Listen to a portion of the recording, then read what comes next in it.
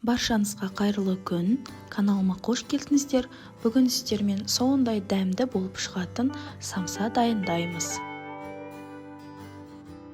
Ол үшін алдымен ұнға осындай салқын сары майды салып, жақсылап араластырамыз, яғни осындай крошкалар пайда болуы қажет. Одан кейін жұмыртқа мен қаймағымызды салып, тағы да араластырамыз. Алдымен қасықпен, кейін қолмен араластырсаңыздар болады.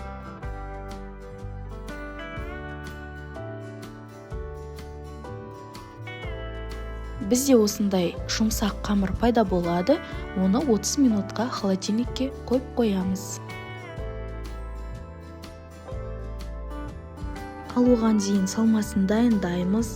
Менде бұл жерде 200-250 граммдай фарш және оған бір картоп пен бір пиязды ұсақтап турап араластырамыз. Және де дәміне қарай тұз бен бұрышын да саласыздар.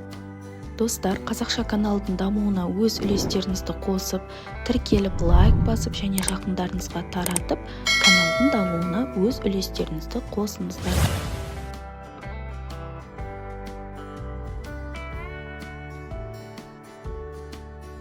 Отыз минут өткеннен кейін қамырымызды шығарып, 12 бөлікке бөлеміз.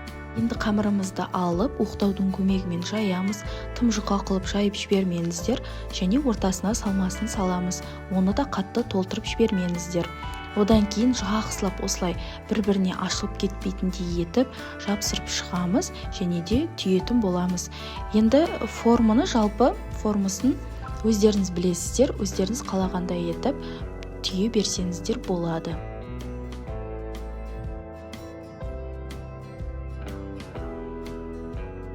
Бетіне жұмыртқаның сарысын жағып шықтым және де қалауларыңыз бойынша кунжут, мак себуге де болады әдемілік үшін.